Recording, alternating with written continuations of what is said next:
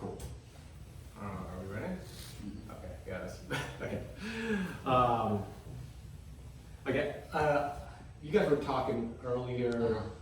How familiar are you guys with like what's happening on Instagram with face filters, Spark AR? Like what's kind of like the knowledge level at the moment? Seems like it's booming as a well. It seems like I've seen there's like just a lot of people creating face filters right now. Are you on Spark? I use two filters. Oh, Yeah. perfect. Okay, so you are familiar with the platform? yeah, a little bit. Yeah, Okay, a little bit. Yeah. I recently I haven't published anything. Yeah. I've just been creating some ideas for the organization I work for their marketing. Oh, I I see. proposed it to them this week, and they're interested Okay. in using it as a platform. Yeah, published. Yeah. I think that's one thing we learned, like the people who got onto Spark early, we got onto Spark maybe 8 months ago. Getting on there early and just publishing your work as fast as possible. Obviously you want it to be creative, you want it to be high quality, but the volume of work is really important because one, you'll just learn as you publish what people like, and the type of experiences that people like are not actually what you think. It's kind of odd. I think a lot of people want, like, they think it should be highly graphical, highly visual, 3D, all this stuff. They'll try to do front-facing camera stuff. None of it has retention or users. What we find that has users is actually pretty like funny, silly, and has some form of identification with it. All right, so we're Foundry Six. Jon and I. I'm Antony Tran. That's I'm Jon. All right. So just to go briefly into why we're here, we created filters early on, and our numbers grew pretty exponentially. I'd say about like 3 months ago. We got good numbers early on. We hit about 20 million organic views within the first maybe like 3-4 months, I'd say. And then in the last 3-4 months, they grew to over 500 million because certain ones went viral. And this is an area right now that things can go viral. And if you're an early adopter, it's kind of like early YouTube. I think about it that way, where if you went on, you put out a lot of content, made your content better, incrementally, you could have that first mover advantage with this kind of stuff. So right now, a lot of our experiences are kind of games. We get about 100 plays a day. That translates into about 10 million organic views a day. And then we see that range from 10 to 30 million views. This is our handle at Augmented, and through all those views, our follower count grew to over 100,000 people. So now these people are following us specifically for our game filters. It's a kind of a weird thing. I think only young kids actually know what's happening, where they go, oh, I'm going to follow these accounts to get filters. To be honest, I don't think even I would know unless we were that deep into it. It's a new button on Instagram, and now people know, oh, I have to follow at Augmented if I want to continue getting their little mini experiences. Here's a couple of examples of what we did. This is Mark Hamill. We did a Star Wars filter. I don't know if you guys saw the trend of the like, which character am I? It was like, which Disney am I, right? Jimmy Fallon ended up featuring it. We did a Star Wars version, and Mark Hamill ended up doing it, and that went viral on social media. That was really interesting because that trend that we saw, because we're following a lot of people, we'll give you a list of people to follow as well for these trends. We saw that trend 2 months before it actually started happening. I mean, the type of filter, right? Then about a week or two before that, the Which Disney thing came out, that guy released his version. So let me be more clear. The trend that we saw were these really simple filters where it put a randomizer above your head. So we saw this and we were like, oh, this is a weird, quirky thing, right? Like, but we saw it a lot. So at the time, we're like, oh, this is kind of going viral in certain countries. And that is an interesting thing with these filters. You get country data, so you can see these things kind of popping up in different areas. And we're like, oh, this is interesting. But we actually didn't pay too much attention to it. And then the guy created his Which Disney character am I filter. We can only extrapolate because we don't have his metrics, but we can guess that he probably got 1 billion views in a week. We were like, that is crazy. The amount of reach that guy got in that time was miraculous. And then he ended up doing a actual filter for the Dr. Dolittle movie. So these little what character things are very interesting because they're pretty simple. No one thought they were like a good AR experience, but people ended up identifying with it. And it is kind of like, if you guys have ever done like a BuzzFeed quiz, where you're like, oh, which Game of Thrones character are you? I don't know if you guys have ever done something like that. When we kind of break down the user experience of this which Disney character are you, it's very similar to that, but now you get to be part of the video feed. And that small thing, it makes all the difference. Because now you're sharing. You want to share it to your friends. Now your friends want to do it, and it goes viral overnight. So those things are really interesting, and that's what we'll show you guys how to make at the end of the thing. So Spark AR Studio is what we use to create all these filters. Some of you guys are familiar with it. Spark AR, it's about 1 year to 2 years old now. And it just works like After Effects or Photoshop. There's layers, and then you put things in the scene, and then you build out your scene. And it's a really great tool to quickly create some of these filters, again, with extraordinary amount of reach. So here are some examples of our filters. We do, again, our specialty is game filters. And so this particular filter was like a blink challenge, right? And so when we ideate around these filters, we do kind of think about what kids are doing, their user behavior on social media, and then we kind of gear our games around that. So challenges are really good. Obviously they like to laugh and they like to see their face. And then this thing obviously went viral too. This was kind of like this was a different version of a laugh challenge. This was really simple. Maybe a little difficult to make, but simple in terms of concept, where there is already kind of a viral channel. What's it called? The one that does React channel. The React channel, right? So when we think about these filters, we look at YouTube, we look at Instagram, we see what are popular channels. So the React channel takes videos, they make it funny, and then they let people try not to laugh at them, right? So we're like, how do you translate that into AR? How do you translate that into a filter? Well, all we did was we just attached it to their head and let them watch this video and see if they couldn't laugh. Now again, very small thing, but by putting the person's face into that share, they are willing to spread it for you. And that gets you that kind of reach. So that's super important. All right, so this list is where we started.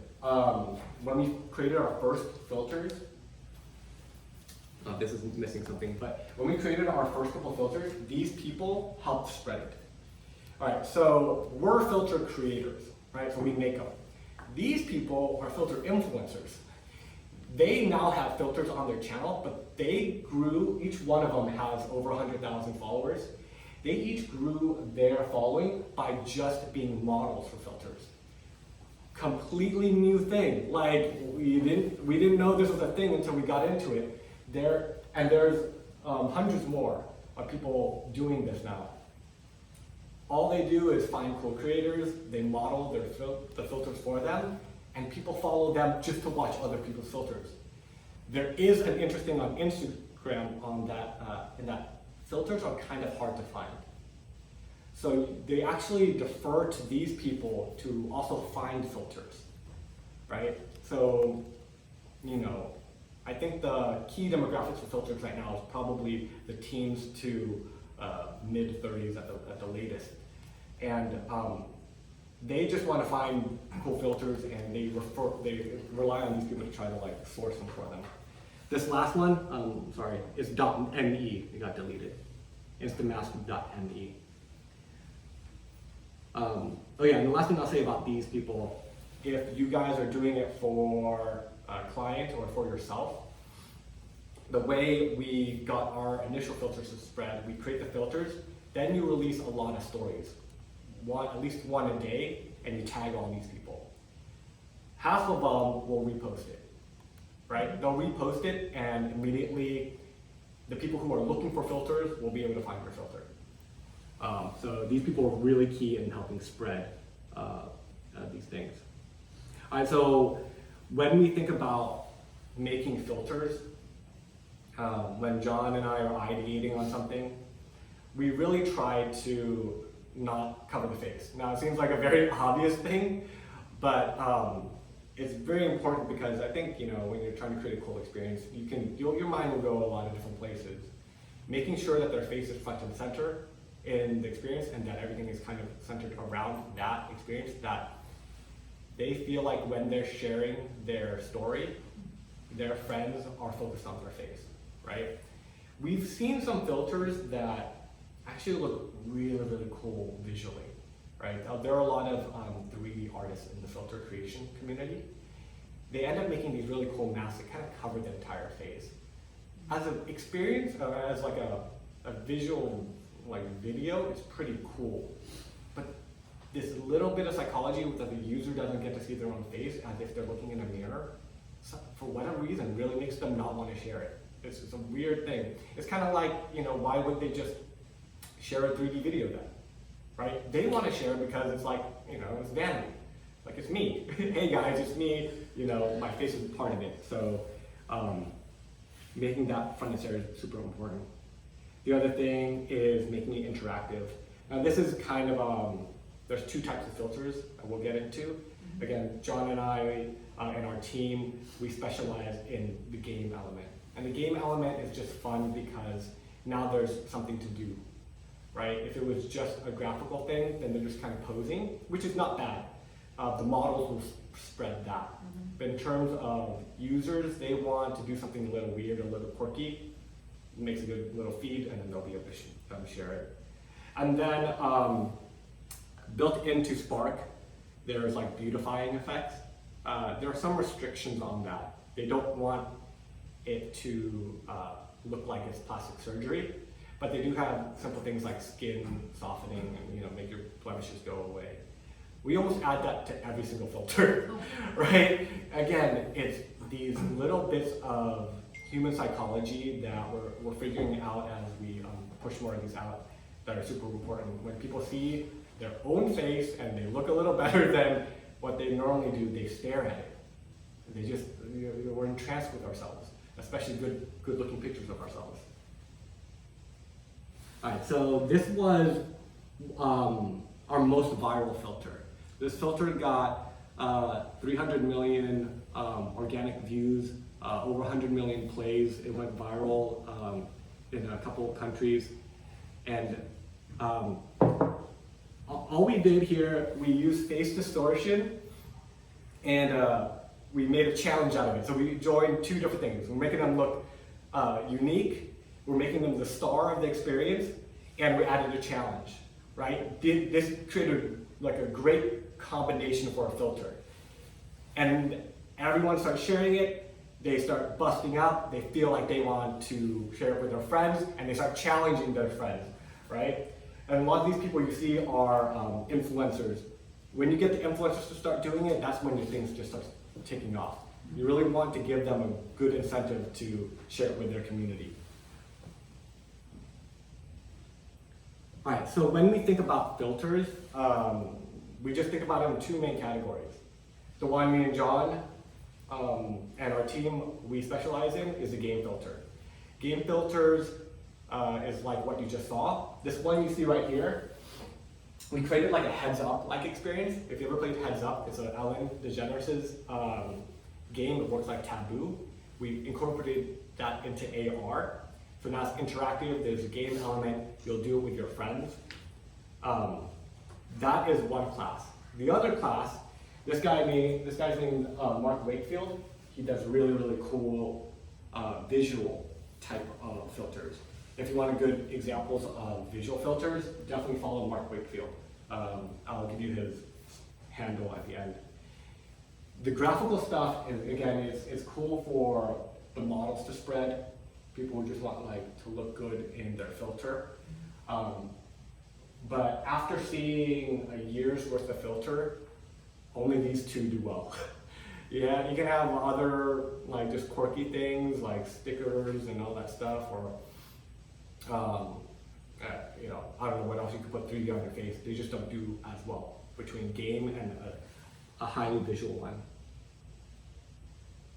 All right, so now we'll go into Spark, which is the platform, and how to create one of these filters.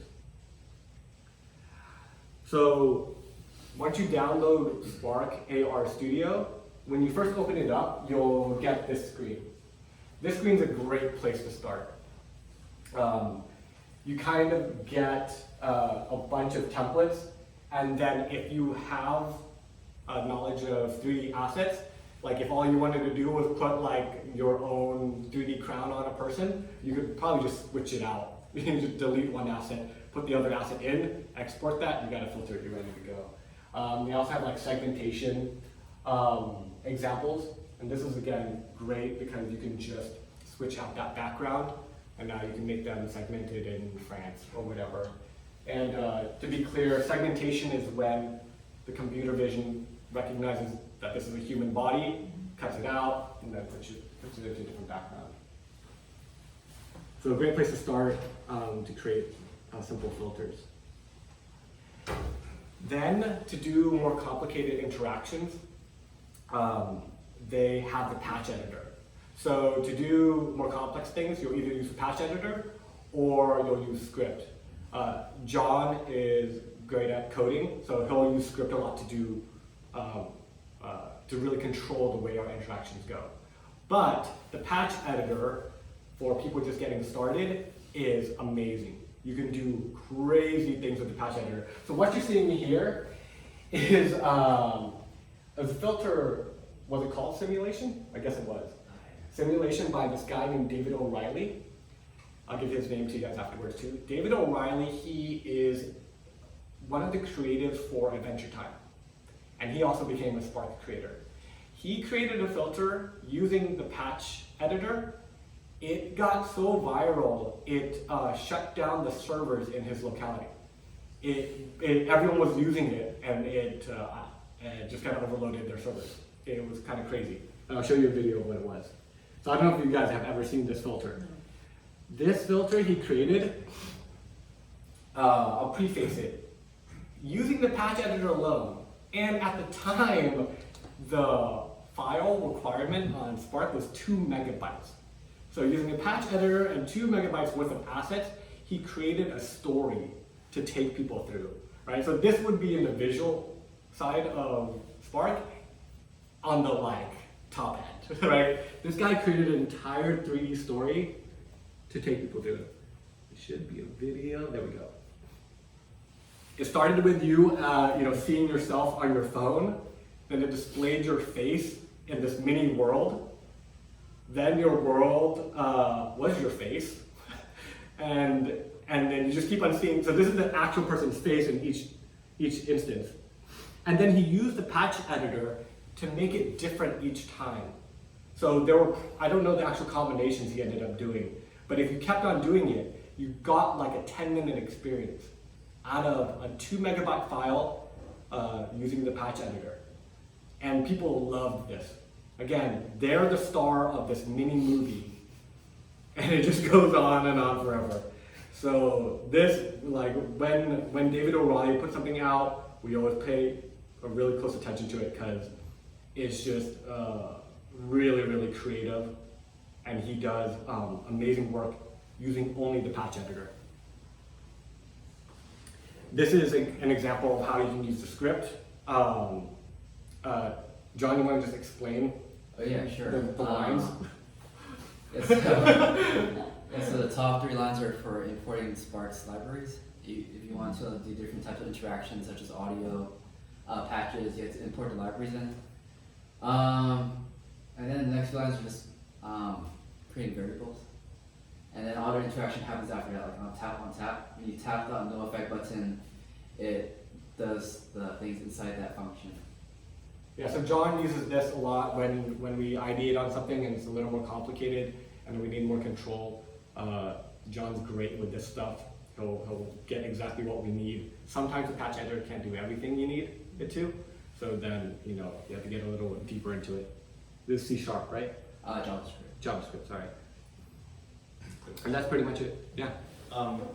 When developing, is it either use the patch editor or JavaScript, or do you ever use like a combination of both? Yeah, you definitely use both because for some odd reason, for example, the touch gestures, it's not available in script, but it's available in the patch editor. So you have to import in the functionalities from the patch editor into the script. I see. It's just a bug on their part, but it's a workaround. Yeah. Okay, thank you. Yeah.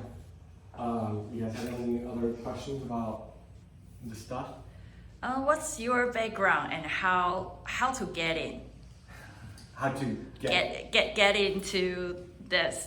Because before, because my background is graphic, Yeah. and I become UX UI designer as every graphic designer's destiny. And then now before I think back in 2016, I told a lot of friends that I want to do XR. Yeah. And they all said that, oh, you are not developer, you are not 3D modeler, Yeah. how can you get in? Yeah. So I just want to ask you guys, like, what do you suggest for people who are not developer or Yeah. 3D modeler? How can they start getting to? Well, I mean, that totally applies to me. I'm not a 3D artist and I don't code great, if any.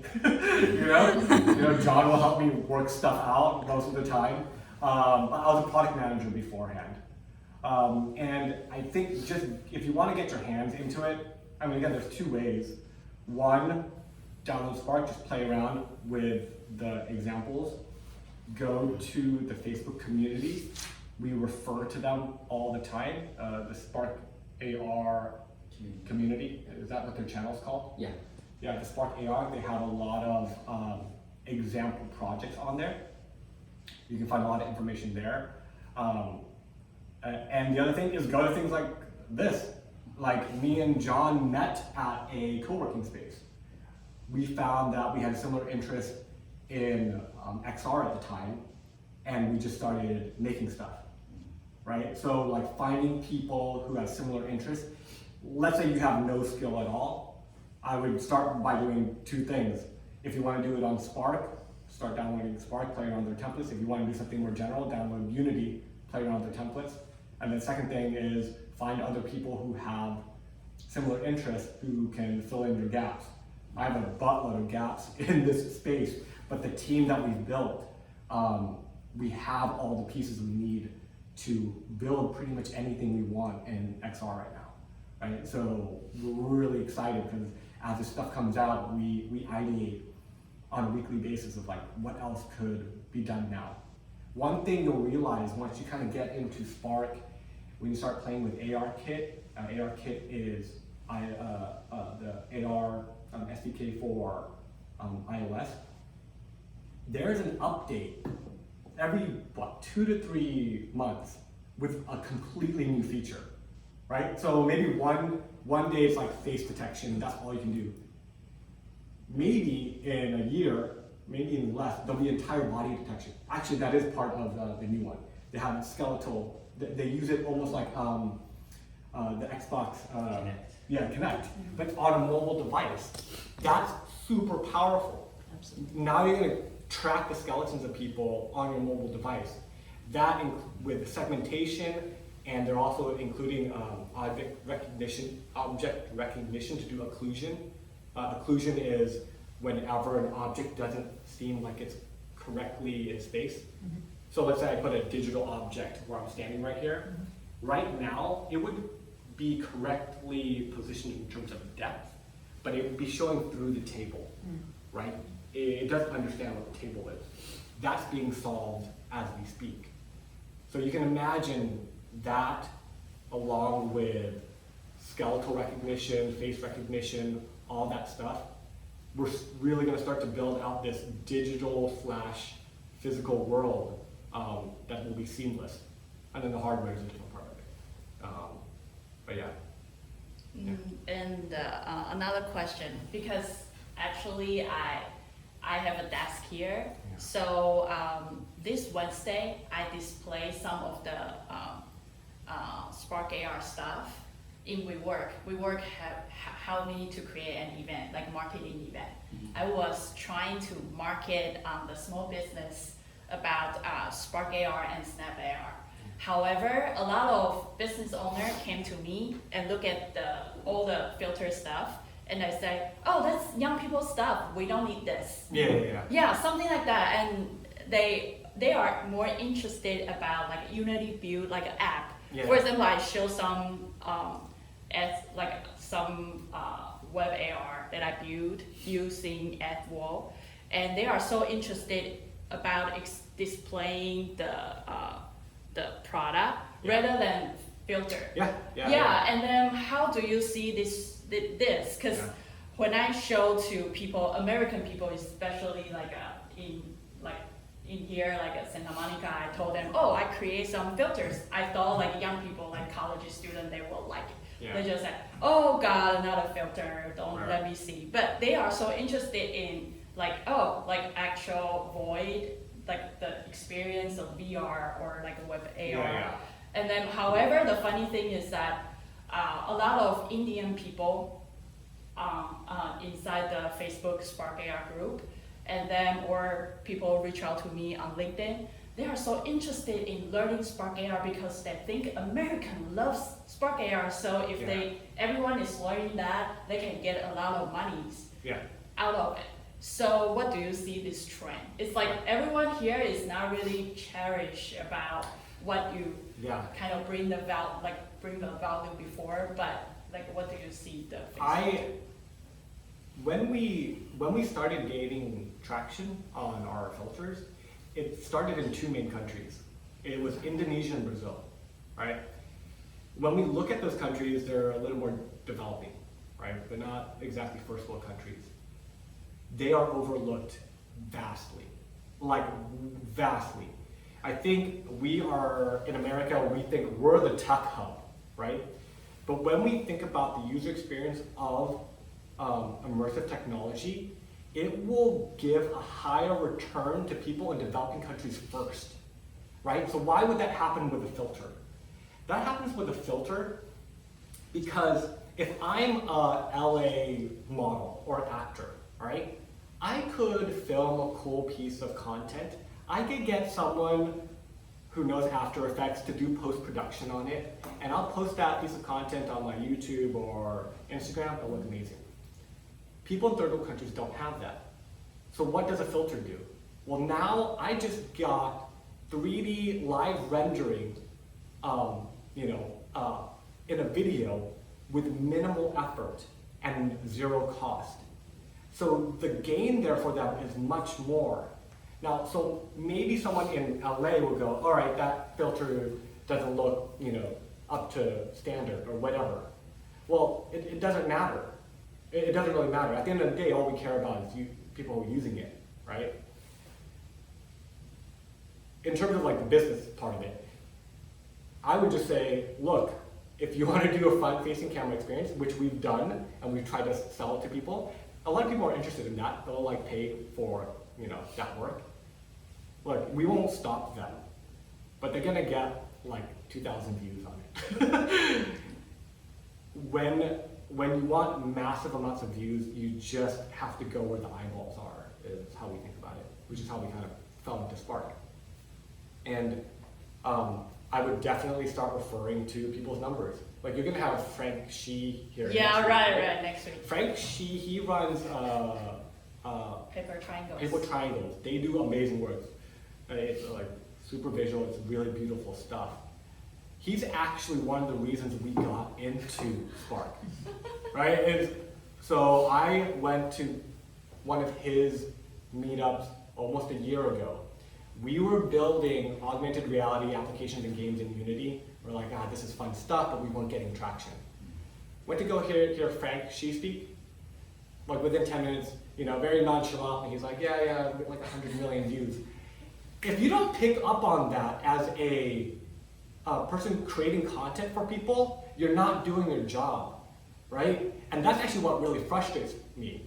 Because people, we get a lot of marketers going, oh, we want to create AR stuff, but what we want to do is we want it to look like this, we want it to be really beautiful. So we talked to people at Time Magazine. They're like, oh, you know, we created our Time AR experience. You get to place the moon landing in your room, and it's beautiful. I tried it out, it is beautiful.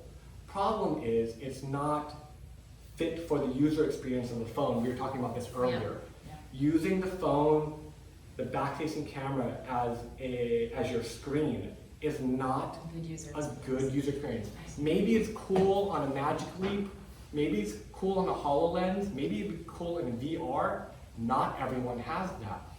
So what do we have to do as good UX designers? We got to think about where people are starting. They're starting here, right? And what are they doing? They're taking selfies. All right, fine. You can say that's trivial, but the numbers aren't. So you know, when we kind of get into that roadblock with clients, we just have to go, look, you can have what you think is cool. You know, that might be just what you think, or you can have what people will use, but you have to choose one. You know, and we've gone the route of what people will use because we find it more exciting. You know, we will get there one day. We're okay with that. Like, we understand that we want to do that in the future. We want to have all these cool digital interactions in the real world. Like, we're waiting for it, but it's not here yet, right? So focus on what people are doing. And it's a Spark, and it's Lens Studio on Snapchat, and it's just what, it's using AR integrated into the things they do on a daily basis. You know, you don't want to create some crazy new UX for someone. I don't know if you guys have ever used like one of these AR apps. The UX is crazy. Download the app, scan the floor, scan doesn't work, scan again. Then, you know, walk around. Oh, like, you know, the thing's happening over here, so look up. It's horrible. It's just horrible. It can be great, but it's just not here yet. Yeah. What do you see the difference between Snap AR Yeah. and Instagram AR? Yeah. What's the difference? Yeah. And for example, if you are the business owner, which one will you choose? Yeah. Like the demographics, and then how they attract people, and how can you get actual leads? Yeah. John, again, Yeah. like step in. Yeah. I feel like Spark's leading the way because yesterday I took a look at Snapchat's filter page, and most of their popular filters are just Instagram's filters. Like, for example, like a blink challenge, which went viral a few weeks ago, and also like which character are you? Like, I just saw it on Snapchat, which is pretty crazy. But I'll say for the main difference, I feel like Spark is much more user friendly. Lens Studio took me a while to get used to it, even though I know like C# and JavaScript. It's just much more complex. Also, Snapchat has more technology that's available for users. There's like hair segmentation, there's iris tracking, which just recently came out on Spark, but Snap had it released for a couple months now. Also, like Snapchat has landmark detection. You can scan buildings and place 3D objects on different buildings. I think Instagram still has maybe half a year, 2 years until they release that feature. But for my main thoughts, I feel that Instagram's playing it really safe. They're just keeping technology until it's really stable, but Lens Studio is just releasing it like Experimental. on the fly.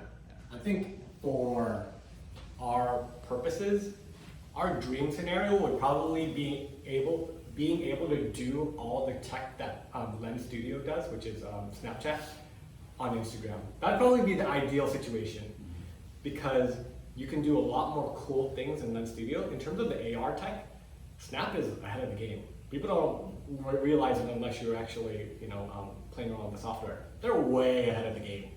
They're probably beating Facebook. But Facebook has the eyeballs, and that, as a creator, you have to pay attention to. Well, you can create for yourself if you want, but as a creator, you have to look at the eyeballs. And the way Facebook is integrating augmented reality into their platform, they're making it easier to discover, and they're also making it easier for creators to be discovered. So again, this whole idea of being an AR filter creator or AR filter influencer only really exists on Instagram.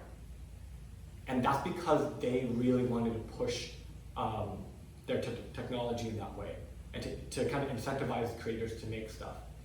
Snapchat, they kind of did it, but again, it's just too hard to kind of find organically find filters. It's just too many steps. So one big difference is if I'm going through Snapchat, it's kind of hard to find a filter. If I'm going through Instagram, this probably happened to you guys. If you saw a filter, there is 2 buttons to get to it within 1 second. There's one in the top left-hand corner, and there's a swipe up. Those 2 things give people the user experience of, I see this cool filter, I'm doing that cool filter within 5 seconds. It's very hard on Snapchat. You gotta get like snap codes, scan the snap code, it loads, and then you gotta do it. So there's like that one extra layer, and it makes all the difference. Again, it's like ease of use with this stuff, like super important. Cool. Yeah. So, do you guys have questions? Any extra things? I would like to just talk a little bit more about how can we use the AR filters in marketing. Yeah. Like what's next? What are any trends? If there are any trends that you are already seeing happening, like how can brands use take advantage of this technology and all the filters? So again, this stuff is happening super fast, like breakneck speeds. So, the way we do it is that list of influencers, and I'll share the deck with Dominique to share. That list of influencers, and again, there's more when you dive deep into it, follow them closely because they're watching every type of filter and they're seeing their users use filters. If you see something come up multiple times, start paying closer attention to it, right? Because going back to that, which Disney character thing are you? That type of filter was already being made in Brazil at the time and in Indonesia. Then a guy repurposed it with American branding, and it blows the F up, right? And now, after that came out, we saw almost every major IP have a version of it. Now, it might have been user-made, so it wasn't particularly made by that brand, but then brands started doing it too, right? Because they couldn't ignore this crazy trend happening. So I followed the trends very closely. And again, you can always have a cool demo, like Dominique was saying. Some clients are gonna wanna see that just because you gotta create a cool visual back-facing camera, do it just so that they can see that you can do it. That kind of gets them kind of hooked. But then I would go straight into the numbers. Like these types of filters, you get 100 million views, games do really well, you're gonna get organic shares. Did that answer your question? Yeah. Yeah, like getting them to understand this platform is the hardest part. Because not many people still grasp the reach and grasp that the user behavior is changing.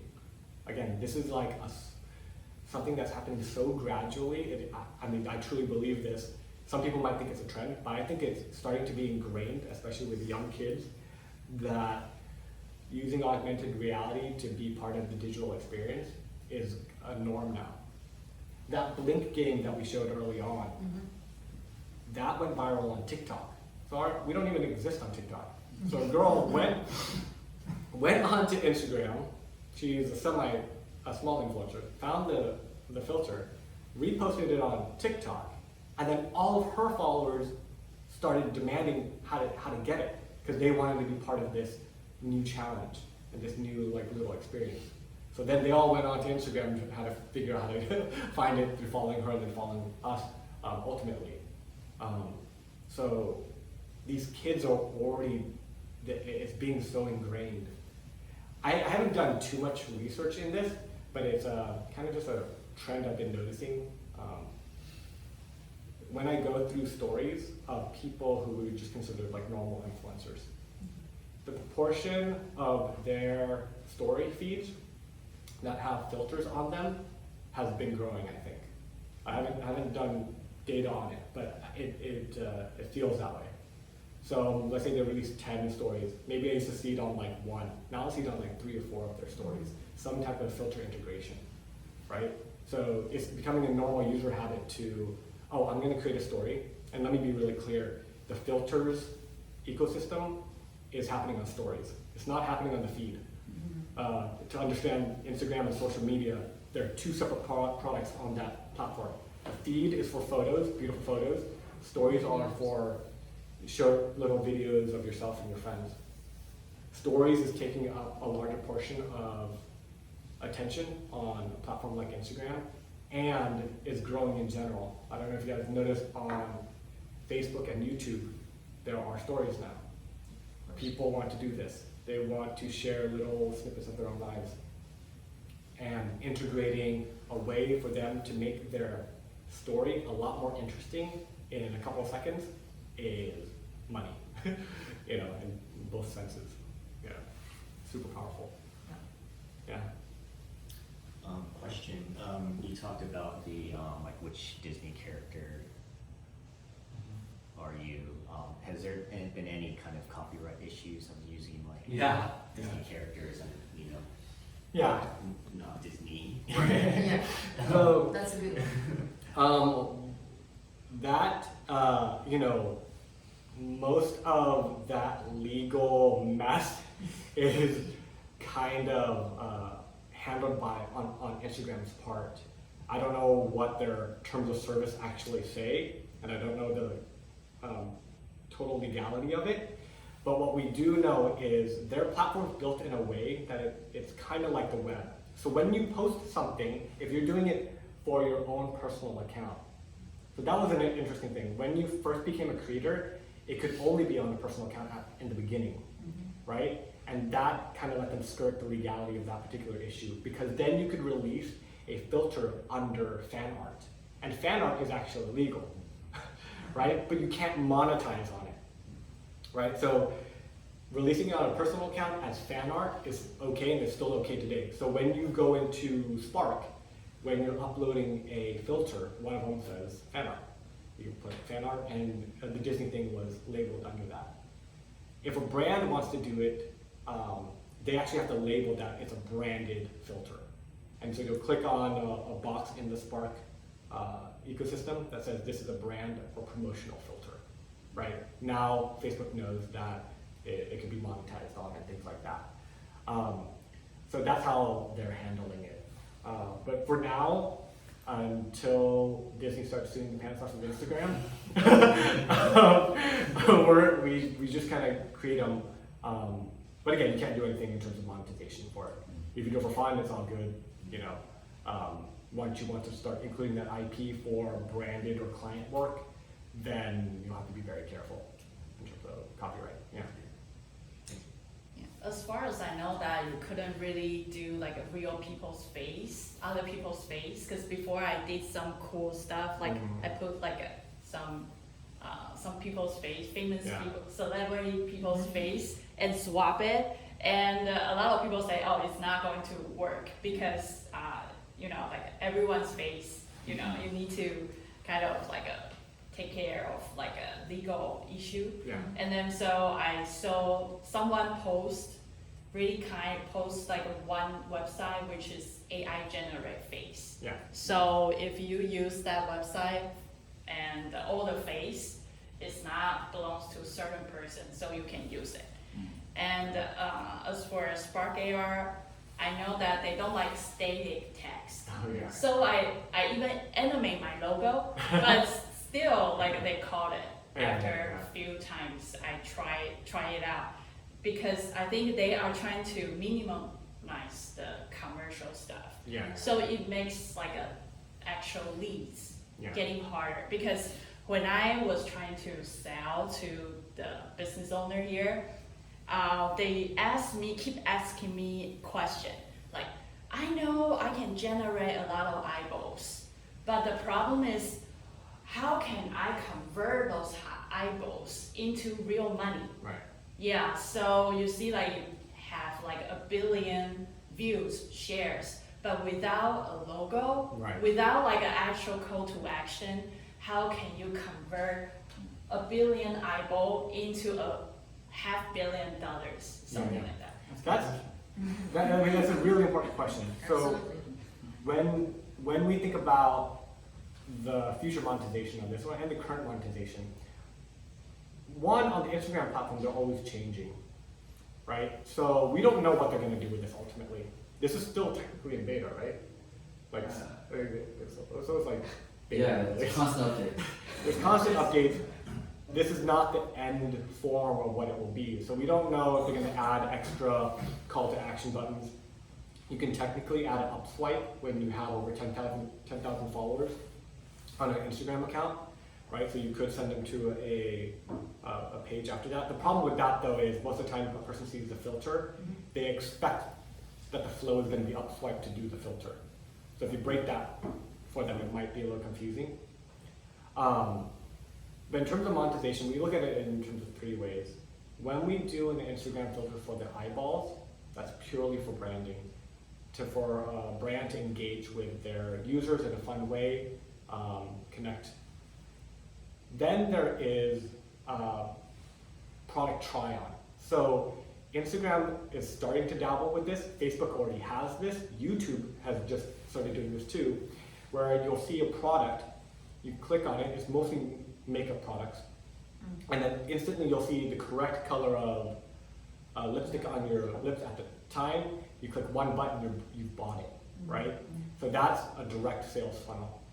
And then the last one is kind of, again, is more of a back-facing camera. But when you do have something that is an in-store experience in terms of augmented reality, it could drive foot traffic, and it does. So that's actually one place that the back-facing camera can do pretty cool. You do this really cool PR campaign, you go, oh, you come to the Nike in Santa Monica, you can see LeBron come to life in AR. That was a pretty big AR campaign. And people will come and pull out Snapchat to do this mini experience. So it can drive foot traffic, you can get direct sales by product try-on, and through the face filters right now, it's more about brand engagement with user and brand engagement. Yeah. Any questions? And another one, which is that because of that event, I started learning like how business owner react to this types of filter. Because for me, if I keep creating those filters, what I'm selling is the business owner, right? Yeah. Yeah, not really like individual customers. So like a more like B2B service. And then before I was targeting on startups. But as for startups owner, whatever they put money, they want to immediately get back. Yeah. So they are really caring about like, oh, I want, like how much can I make? For example, if I put like 3,000, whatever, how many will I return? So it's hard to answer because it's like more attraction. Then another of my friends suggests me that why not you targeting on established business? For example, like a business has an extra money and trying to, for example, like they won't kind of like, they can put those money into play some new technologies. Yeah, experiment. Yeah, so Yeah. a good portion of our clients they're playing around with their experimental marketing budget, right? But the good thing about AR filters right now is experimental marketing, a lot of times people are like, oh, what are the metrics? Yeah, right. Like, oh, it might get some views. We have metrics on this stuff, and we know it can get a lot of eyeballs. So whenever we're like pitching to a client, if it's kind of like they don't know what it is, we start with the numbers always. Like, dude, 500 million. That's not trivial in any way.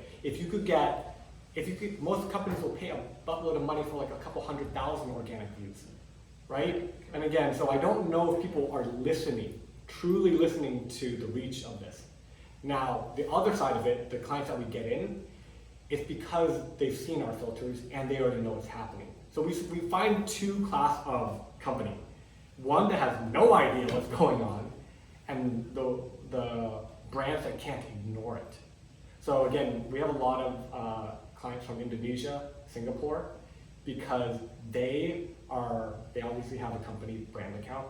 They're going through their followers' stories. They see a thing happening over and over, they just can't ignore it. As of recent, we started getting a lot of US inquiries because of the which character thing am I? Again, it seems silly, but on the brand side, they care about what we care about, eyeballs. So when they see this trend happening, they see influencer if you guys did the Disney challenge and followed it, like Justin Bieber, Hailey Bieber, Vanessa Hudgens, Jimmy Fallon, all doing multiple. And I bet you if you went to one of their collectively checked all their stories right now, you'd probably see a randomizer on there. Celebrities are doing it, right? So when there's that type of exposure, then they'll start coming to you if you can produce something cool at the same level, And again, when we kind of like pitch to people, we always lead with the coolest thing. Like, have you seen the randomizer thing? A lot of people are like, oh yeah, I kind of saw it, Or they'll be like, oh yeah, that thing everyone's doing. Like, yeah, I do that, We do that and we do it really well.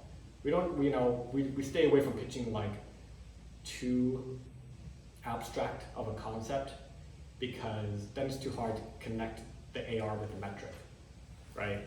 But then when it's like just more direct, like, hey, they're just AR thing, everyone's doing it, we can pump it out for you, then they're a little more interested. Yeah, I think like one thing that Spark's missing that would make marketers more comfortable is like better data and statistics. Because I think since it's still in beta, it's very limited. They only show you like 7-day, 30-day, right. like 1 year impressions. And share. Yeah, shares. That's it. Yeah, but they should also include like user retention, like how much times they're using it. And I think if marketers see that data, they'll be much more comfortable, like giving it a try. But it's just a bit limited right now. Yeah. Yeah, and I made a short game.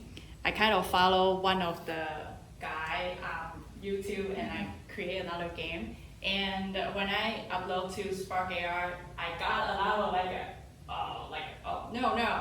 For example, like I couldn't display the last like score, and I couldn't like display like tap to start, and I couldn't there are so many restrictions, and I feel like wow, then how can I make a cool game with so many restrictions? Yeah. On the review side, we've learned a couple things. So when you're uploading a filter, one, they have guidelines. All right, you're gonna follow that to the best you can. Yeah. But most of the time, you're coming up with a cool idea, and it's gonna break one of the guidelines.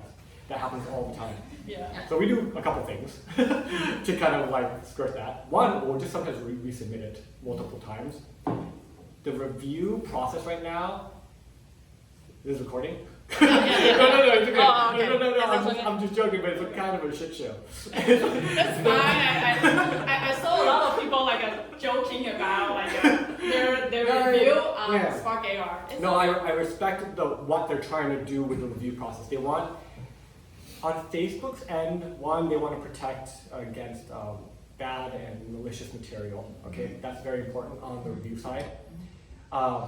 The second thing they're also trying to do is really curate AR experiences. So they really want it to be AR, which is why they stay away from a lot of static. If you could just put static, meaning like in a typical application, things are just fixed to the screen, right? Augmented reality is augmented because it looks like something stuck to the real world environment. So a lot of their guidelines are based around that, right? So what Dominique was saying, sometimes you'll have a word, it'll be like fun game. Now it's stuck to the screen, it will get rejected. Well, all you need to do, attach it to the head, and when your head moves, it says fun game, it gets accepted, right? The reviewers, though, there's a lot of them because a lot of filters are being submitted. They're just following a set of rules, props to them for getting so many filters approved. But in general, when you're creating a filter, attach as much as you can to the head. You know, when we're making stuff, we're just like, is this gonna get approved? Oh no, attach it to the head. Like it's just, there's just things you gotta do. And so we do a lot of that. And you should expect for it to be rejected the first time, to be honest. Expect it to be rejected, just read their notes. A lot of times it has to do with text, things being static, not tracked to the head, or No interaction. yeah, there's no interaction. One of the more recent ones was no photos. So that was interesting because a lot of these randomizers used photos. And this is kind of more into the evolution of the review process. That changed 6 weeks ago. Before that, we got one through. So we have 2 filters that use photos. Then we put another one that had photos, and we're like, what changed? And then we saw they added another thing to it. That just goes to show how fast this stuff is evolving. On the platform side, tech's evolving, and Facebook, to their credit, they're trying to evolve to make sure this provides a good experience and is not used maliciously. That's why they had this thing about 3-4 months ago. They sent a notice to all the creators. Anything that could represent plastic surgery will be taken off. So one thing that was very common for us to do was make people's eyes look bigger, right? This is a small psychological trick. Whenever people's eyes look bigger, you're more attracted to that person, right? It's a very small thing, you don't notice it. Maybe it's bad, but we knew this, so any filter we made, the eyes are just a little bigger, right? Also like a chin slimmer too. and so maybe it's a good idea for them to not put that out. Now, these other platforms are still going to do it because at the end of the day, these minor things are going to make people more attracted to that filter. This is where the ethics of the stuff is going to be so complicated. Yeah. Because the user psychology is super complicated, and we don't know how people are digesting this stuff, really, to be honest, you know?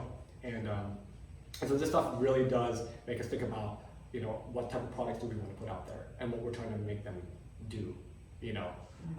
We like the game space because it's interactive, it seems fun, and you get to interact with friends. And we're not like artists per se, you know.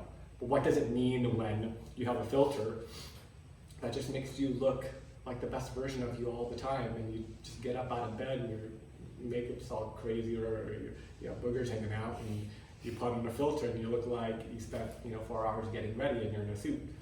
You know, like, who knows what that means. But in terms of the user behavior, they're doing it. They're doing it like very, very at a high volume.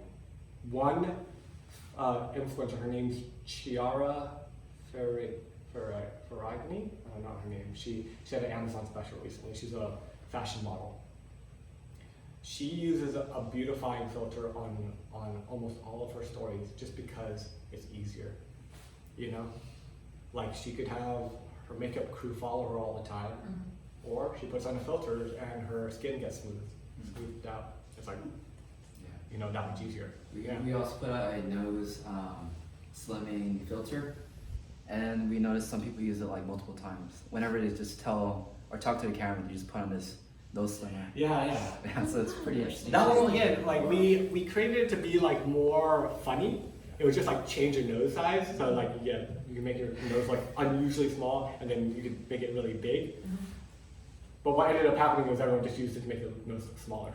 Like people, you know, they'll funnel into what gets them more attention. We all do it. It's like so human of us.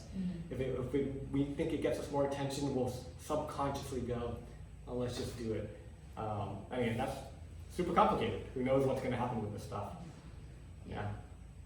In the future, we are going to have like an AR glass, right? Then we are going to ditch our phones. No, totally.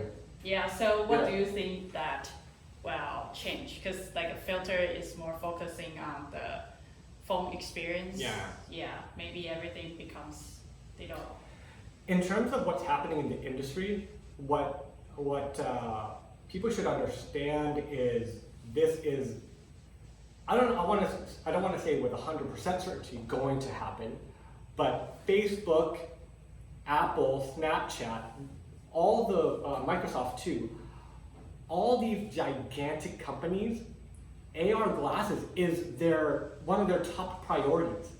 Right? So what we're looking at on these platforms like Spark or ARKit, what's happening is these companies, very smartly, are using early development people like ourselves to start creating content for the glasses, right? This is a preemptive step so that when glasses comes out, there's all this software out for it, right?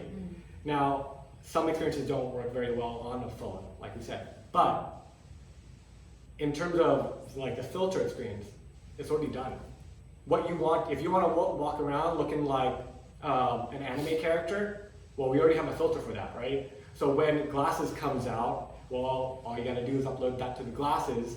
It'll probably be networked, and if everyone's on the same filter network, now you're always gonna see me looking how I want you to see me, right? So we're gonna be able to digitally alter ourselves all the time without having to put, get ready in the morning. Yeah, there's have you heard of Octi? It's this app that was released last year, but they released a new version last week. Basically, it scans your face, and then afterwards you point your phone at anyone who has the app, and their social media post like loads right below them, and it's available today. So me and him used it, and now if I scan his face, his post is gonna show up. Wow. And it's perfect for glasses. Yeah, exactly. So this is the crazy thing, right? Like we have a lot of AR apps, and we play around with a lot of AR applications. A lot of them, we're like, this is cool. Yeah. Not yet, not for mobile, but everyone understands, oh, well, if that was on a pair of glasses, man, that would change my life. If LinkedIn had an AR feature, and I don't have to memorize people's names, and I could just understand how we have a symbiotic relationship in terms of our professional career, sure, let's do it. Right? Yeah. And so this stuff is already being built out. People already have, this facial recognition, your posts, all your information is attached to your body. But again, what we've learned is people don't like this particular user experience. They're like, oh, I want to look you up, so I'm gonna click, let me scan. It's too awkward. It's weird, right? But for now, yeah. And in terms of the hardware side, we were talking about it earlier. Yeah. The realistic expectation is 5 to 10 years for AR glasses to be in a somewhat usable form factor. So on the hardware side, the biggest issue they have right now is miniaturizing the optics, right? Because in terms of the processing and computing power, they're already there. They can get that done. But you don't get crazy growth in terms of how much field of view you get per year. I think, in computing power, you get Moore's law, you get twice as much each year. I think in the optics, they're getting about 5 to 10% bigger each year.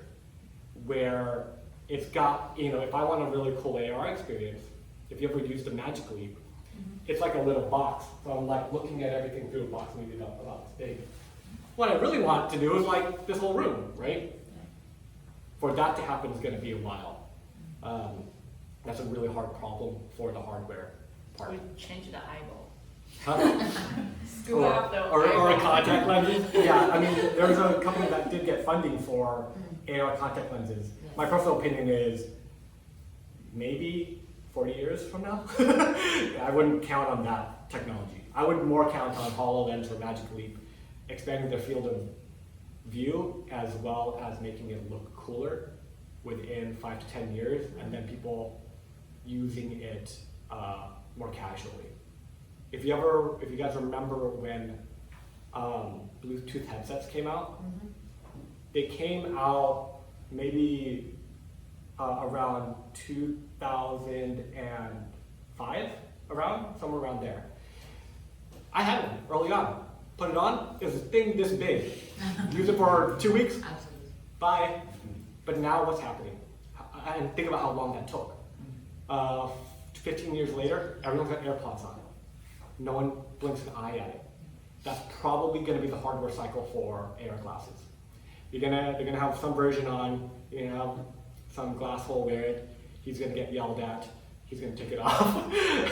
Then Apple will put another $10 billion into it. It looks a little better, people don't recognize it as much, it looks sleeker. And by the time you put it on and it makes a fashion statement as well, and that might be the primary thing, then people start adopting it. But 10 years, is my estimate. I don't see that happening anytime soon. But again, it's all happening on the phone already. So, go where the eyeballs are. I also like Magic Leap. It's pretty good software, but it gets so hot after an hour of usage. Imagine. Yeah, your pocket. Yeah. You I was get developing burned. for it. I got a headache from doing a hackathon because it's just so warm. But yeah, that's something to solve for the classes. So yeah, I think that's gonna add some extra few years to it. Yeah, but Octi is really cool because I was just scanning his face and his feed just popped up. If you guys want to check it out really fast. Yeah. So all I do is open up this app, and then I use the back-facing camera. Oh. And then when I scan him, his face is getting recognized, and there it is, all his feed. And this is perfect for glasses. And occlusion is also working too. Some of it's supposed to be behind his body. Oh wow. Yeah, so this this is And so For this class. is my Yeah. social life through this program. Yeah. And you can see my posts and things like that. Yeah. This is cool. This would be cool if we were all walking around hands-free Yeah. and I knew what you posted yesterday if you wanted to share that, information. And then we would know, have information about each other very quickly. Yeah. Any other questions? Did you guys want to try to do a build? If you have your laptops? Should we get into it? Sure. That way we don't run out of time. cool. So what we're gonna do, let's record this. This will be good for the AR community too. Okay. John's gonna go over how to build one of these randomizers. Again, this was one thing after it happened. A lot of little brand and marketing studios started contacting us for it. There's how do you do this? It's actually really easy. It doesn't take too much. Okay, so there you go. Yeah. So we'll walk it through. If you guys want to follow along, you can, or you can follow on the video later.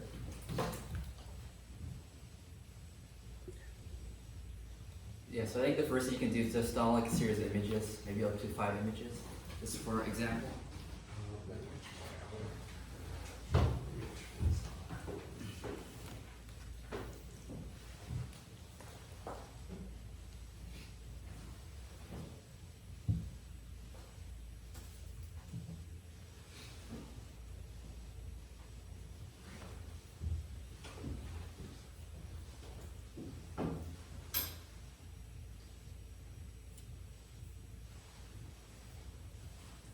Okay, and how do I connect that? Okay. I think you could just get some of the manual cutting of pictures. You can skip. Yeah. For sure. It's just.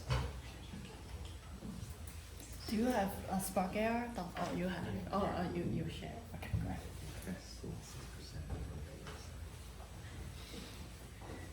Alright, cool. So we're just gonna create a random image sequence. The first step is to open up Spark. And then, let's see. Yeah, so first thing I'm gonna do is create or import a series of images. So I'm gonna pick animals and just import 5 images of animals. So I'm just gonna Bing and then step in a few animals. So bear. Can we turn off the light here? Yeah, Sure. Yeah, because I figure that saw. out too. That would be better. Yeah, I think. Oh yeah, that's much better.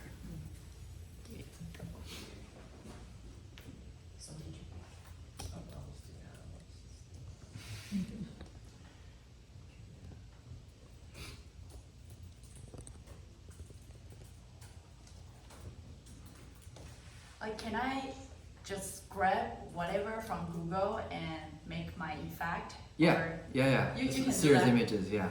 Oh. Or you mean For this we- example. The unpublished, no. Again, you can release certain things as fan art, But yeah, like you Not can't, it can't be monetized, you can't brand, you know, it can't be branded work. But for your own fun filter, you know, You can do that. yeah, there might be like, you have to follow like the copyright, because some of them are, they have like just attribution. Oh, okay. Yeah, so on Bing, there's a button to click. It says like free to modify, share, and use, and also commercially. I don't know how accurate these are, but that's why I use to be more safe. You know? That is specific, that should be like about the photo, like a center, the Yeah, I think if it's a square format, the better. square. Yeah. Well, we're gonna skip the process of like making it look more better, but I usually use Photoshop or Illustrator to adjust the sizing. I'll just do one more.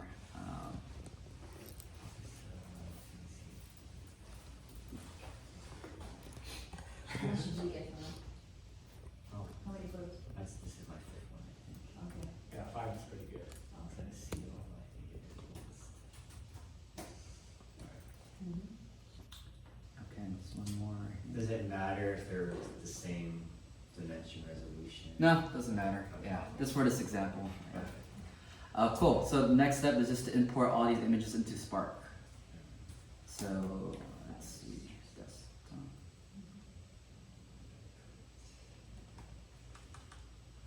You lost that connection. Oh really? Oh, this is an unexpected. Look at that. Okay, we have yeah. You can call it crest.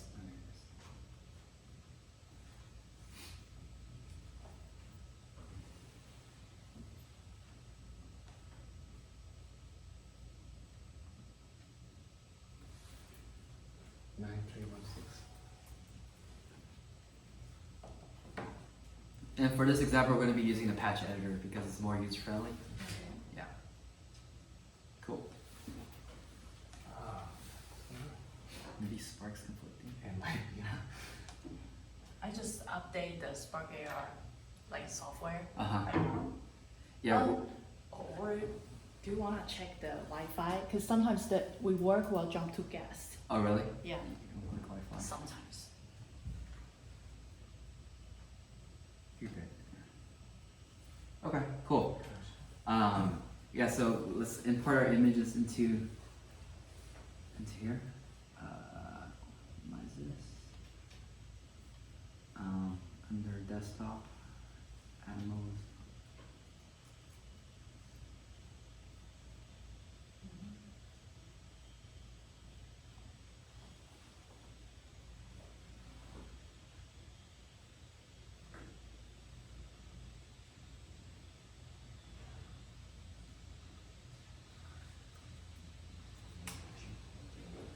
Okay, so you guys imported it in? Yes. Cool. And then the next step is to add asset and then create a animation sequence. And I'll just title it animals sequence.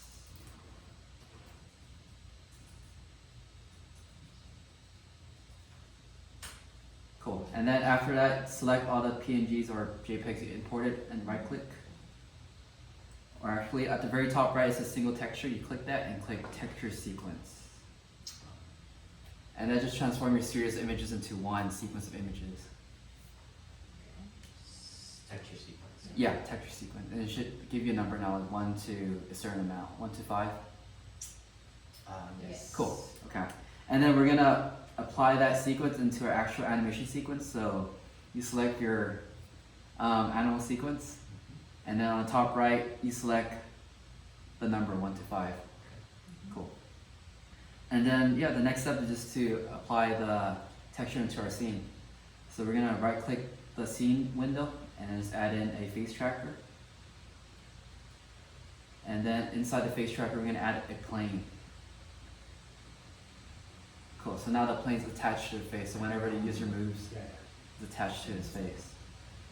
Yeah, I mean, this is not the ideal location, so we're gonna move it up on the Y.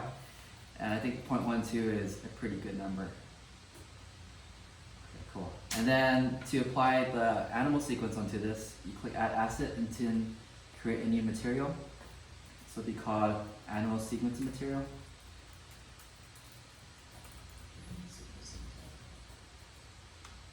anytime I'm going too fast, you can let me know, and I'll slow down.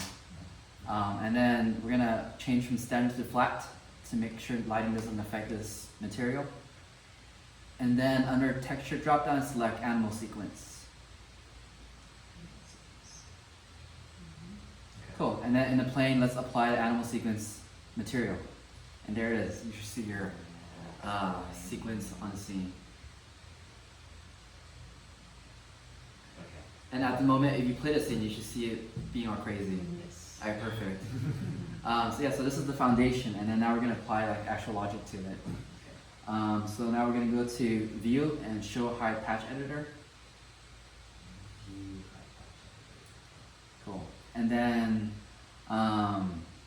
so in order to control what's being shown on the material, we have to click the animal sequence, which is inside the assets window. And then there's an arrow on the right side of the window called current frame. Yeah, if you tap that, that controls what's being shown based on the frame. So if you type in a number on this yellow box, like for example 3, that means on frame 3, this is what your image is being displayed. Cool. Yeah, so if you play the scene, like the randomizer stops because there's only one value to this current frame. So we have to build in this randomizer again. So what I would do is pause the scene, click Add Patch. I would add a randomizer, or it's called random actually. And then there's a start value, end value, and that's where the number of frames goes.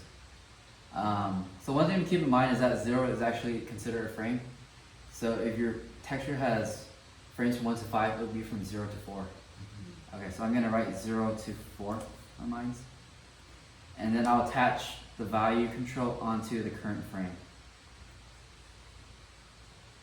Okay, cool. And then after that, I'm gonna create another patch. I'm gonna call it loop animation. And so what happens is every 1 second, it's gonna reset this random patch.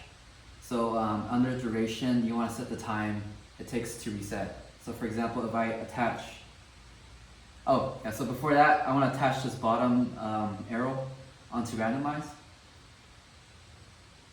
And now when you play the scene, it should randomize every 1 second.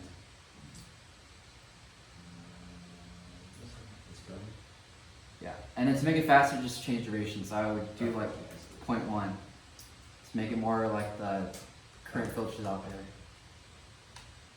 Okay. Yeah, so you want the animation to stop after a current amount of seconds because that's how it works. So I would add a patch and call it runtime. So what runtime does is it calculates the amount of time since the beginning of the filter. And then let's see, I'll add a offset. And then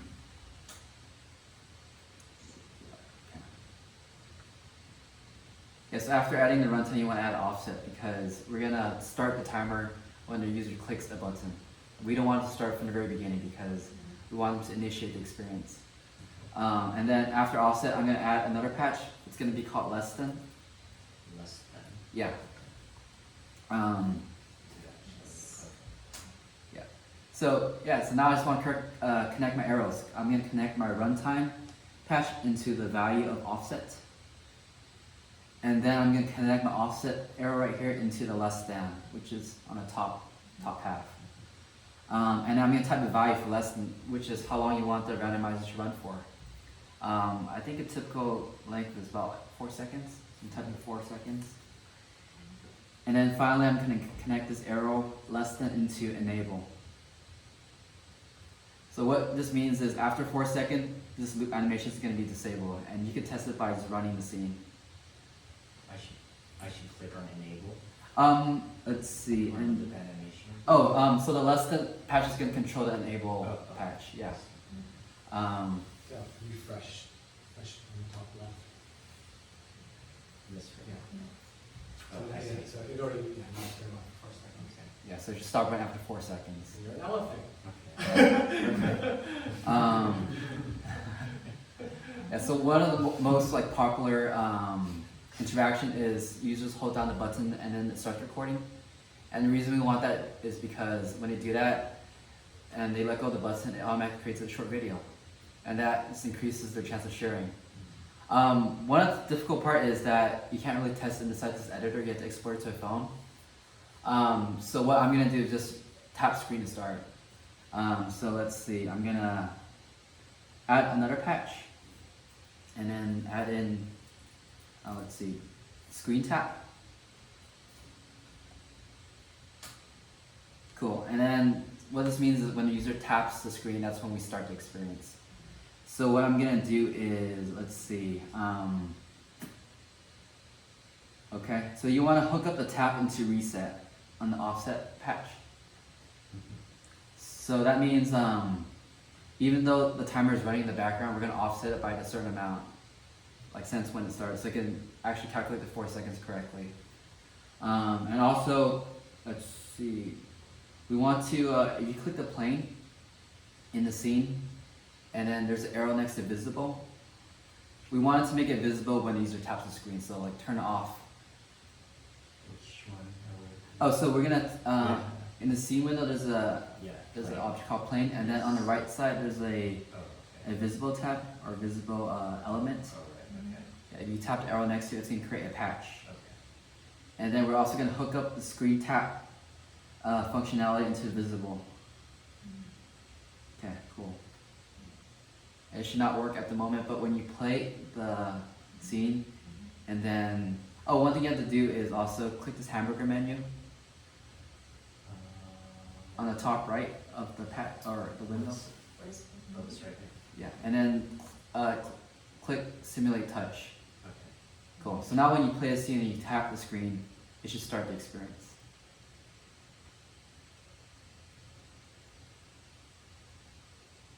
That was I get. Yeah. If I tap it again, oh, it disappeared. If I tap it again. Yeah. Because I like to restart, refresh it to make it so that. Okay. But that's essentially it. That's how you create the randomizer. So let's go through, let's just finish off with how they do the press on launch and then Sure. to test it on the phone. Okay, sure. That's cool, you know, to be able to. Sure, test it. sure. That's pretty cool. So one thing we're gonna do is delete screen tap because we want to have the other functionality. And then under camera, in your scene, you want to drag the camera scene into your patch editor. And this gives you like a host of functionalities, so like front camera active, back camera active, photo capture, video recording. So what we're gonna focus on is video recording. So like the functionality before, we're gonna hook it up to reset and offset, and also hook it up to you also want to delete the switch patch too. That was hooked up to the plane visibility. Yeah, we're gonna hook up the video recording into the visibility. Cool. So I think it works if you export to your phone now. So to easily test it out, you just click test on device on the left hand side, and then there's a tab that says send to app. Yeah. You don't even have to click it up. Yeah. They make it as a link, it's amazing. You mean Yeah, wireless? Yeah, as long as you Yeah. have Instagram. It goes to a server. So using the player, right? Yeah. Well, yeah. So first you get a link, you go that top one, yeah, and then send the app, Instagram camera. They make it super. It's a pretty amazing technology. Yeah. Yeah, The only video link, you click it. The only drawback about this current process is there's no log. So if you get errors, it's hard to identify what the error is. That's when you have to hook it up to your phone.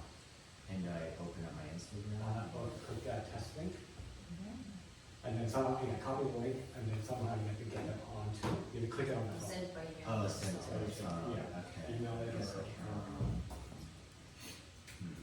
Okay. Guess I'll use email. Yeah. Can you mail it to me so I can do it? No.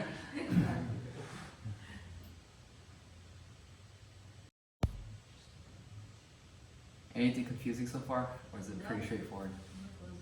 Cool. It's pretty simple and clear. Thank you. Yeah. And so to make it more beautiful, I would take it to Photoshop and then yeah. yeah, what we would add to make it a more polished project. INES. The my email is INES dot MASRI at gmail.com. That's it. Okay. Yeah, so one common thing we add to make it more like appealing to users is just like a skin smoother, which is super easy to add in. Yeah, how to do it? Okay. I was waiting until he tries on his phone first, and then I'll explain. Okay, that's good. I guess that's it, right? Yeah, that's right.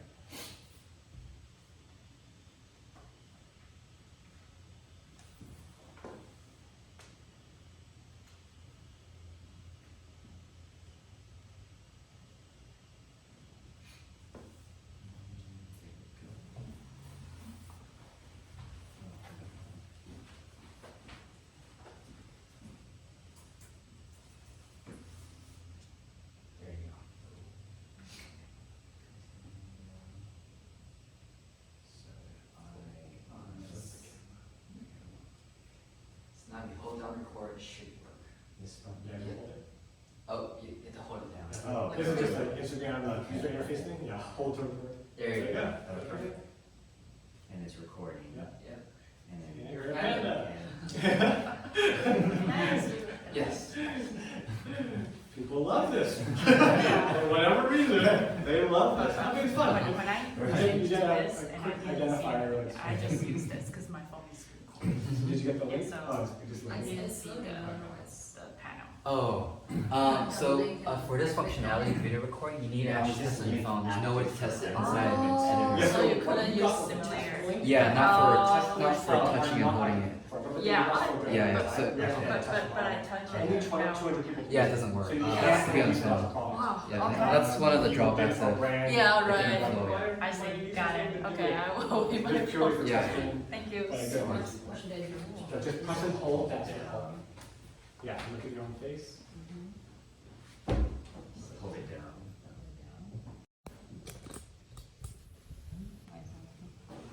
I'm gonna have to reload the filter. Let's see. Yeah. You should.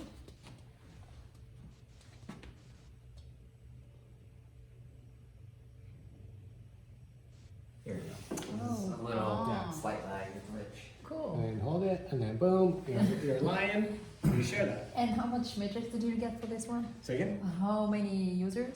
So we did a Star Wars one. Oh. We got, it's a, 60 Oh. million maybe? I think it's like 100 million, Wow. 100 million organic views on that one. It got million shares and something like 20 million plays. Yeah, oh yeah, that one, I mean, John spent a good amount of time on that one to polish it up. He added a lot of cool effects on it, added a frame, and then he added a 3D object. So yeah, you know, you can polish it up to make it a little cooler, then add a title card so that people know what the randomizer they're doing is. There was one creator with what you guys just did. He did a what dog am I, right? He was the first one to do it. Oh, okay. Just by being the first one to do it, and when this trend was happening, yeah, 100 million organic views in a week. Wow. It was crazy. Yeah, he did exactly what you did, but just took dog photos. Yeah. And boom, blew up. Yeah. It's crazy. Yeah, so one quick thing I'm gonna just show you how to do is just the beautify, because it's very common and I think it's gonna make your users enjoy it more. If you click add asset and then the material. We're adding on to this. Yeah. It's really, straight. And then add a material, I'll just call it beautify.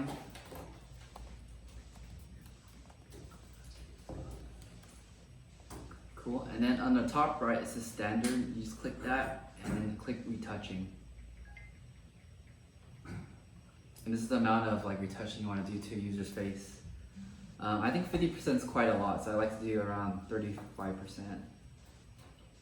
And then to see it in your scene, if you right click face tracker and click add a face mesh, I'm going to call it beautify as well.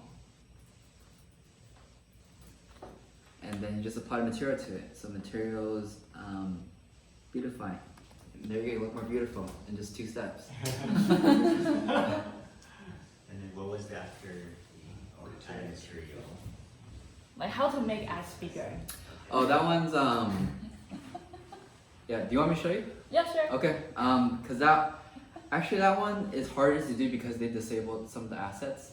Because before what I did was I went to example project and got the face deformations, Oh. and I imported that package into my project, but they disabled that project, so it's It harder seems like, to. yeah, with Snapchat, it's so easy, but I Mhm. think in Spark AI, it's probably not that easy. Yeah, I think they made it as like difficult as possible to find it now. So Oh, Yeah. I see. That's for because of the plastic surgery. Yeah. Oh. And to kind of steer away people from morphing people's faces.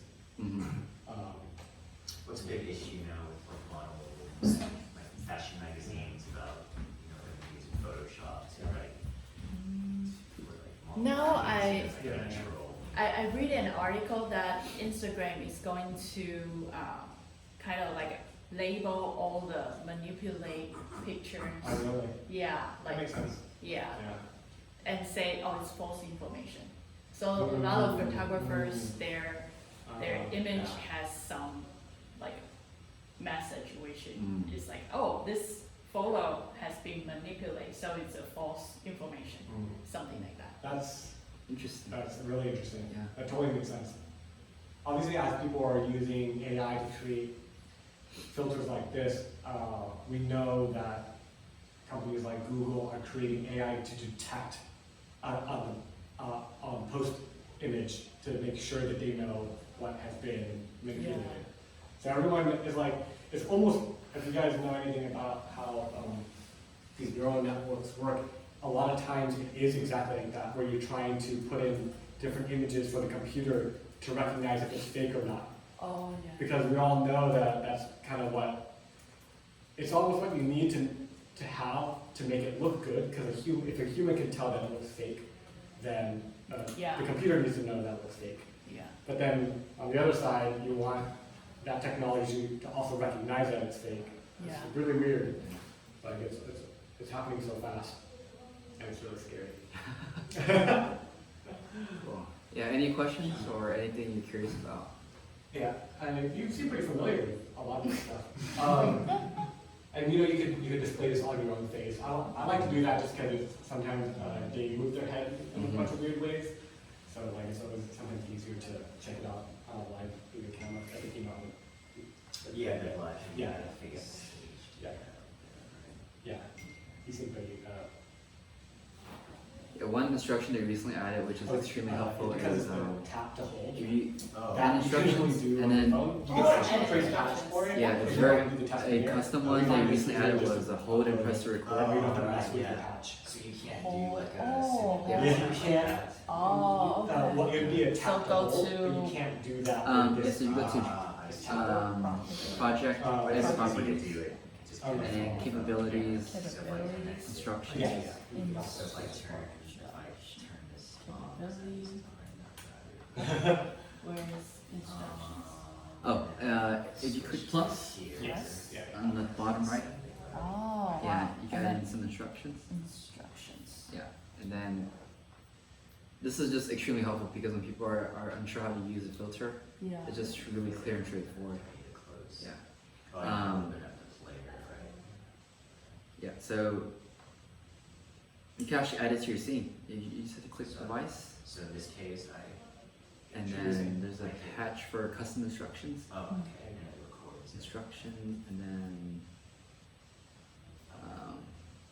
Is there any limit to how many images you can Just include? a size limit. A size? So now it's 4 megabytes. Okay. So if you make them all 100 yeah, kilobytes, so you can get doesn't work. quite a lot in there. Okay. So the which you did a which Star Wars character? You did? Yeah. Yeah, so I usually like doing this through script. Again, it's Oh. I'm familiar, but You know, that instruction is very. release another fan art on a personal account Yeah. purely for. I remember I followed one of the for tutorial fun. and did the Yeah. instruction, No, and I but you forget already said everything. yours. No, we Yeah, didn't. yeah. Oh. Yeah, so, separate. We do, yeah. Yeah, So when if I we go to do scripts, it's like experimental super stuff, easy. We do it under my personal account. Yeah. Okay. That's all our experimental stuff. Okay. I'm And trying then, to learn Snap AI And then when we right need now, to, like Lens be Studio. more strict about Well, it's too copyright and stuff like that, customized. it's usually for another brand. We actually it's like don't a, create our own form. I mean, I feel like this one because Either just it do fun has a stuff lot of ourselves. flexibility, so you can Or- put more like imaginary Yeah, stuff. exactly. And So Snapchat, they'll it's they'll more just know behavior, whatever, essentially right? So you person. basically change the parameter and swap the And I assets. mean, and you just. And you can make like a super cool if you are 3D modeler. You can put like a super cool So, 3D inside animation. Again, But I this feel kind like of, this cool one triggers to is follow similar quite a to lot. you There's and another it's guy. more for developers, so His you name is can Anonymous. do. He got his Custom all up interactions. to Yeah, right. 250,000 That's really right. quickly. I don't know. No, I agree, yeah. All Yeah, of you're it right. was- Yeah, I don't really use they're Snapchat actually kind of myself. complicated, but he did a I- bunch It's of 95% filters. this Spark AR. Spark AI. Yeah, yeah. He did so many silly filters. The reason why I start was able with to Spark really AR solve. because I think, And I really okay, like so I like his profile because a lot of Snap other is targeting more creators are young trying to people, get right? too fancy And with then, it, and he was just like, dude, I'm gonna make a the bunch of Spark stuff. AR is more targeting So this guy, old people. I you don't see want to his say like that artistic about, style. yeah, It's kind of like jokey, people you know, like kind of who's like probably over 30 years a lot old. of weird stuff. So And his original I feel background that was just very simple. those people probably cartoon graphics. have more money. He released like 60 So you see, like, filters Instagram in is the a biggest span of, platform 3 in the months. world, I And think. he was able to grow And to then 250 social media followers platform now. and Like he Snapchat just is started more pumping towards stuff young out. people. Some of them are really simple, some I of them feel are like more difficult. for right now, if the business but wants to like, make money like or this brand one awareness, Didn't I take. think maybe too- Instagram Oh, yeah. is probably better. And Facebook always has the marketing mindset rather than Snapchat. This one? Am I recording? Maybe we can.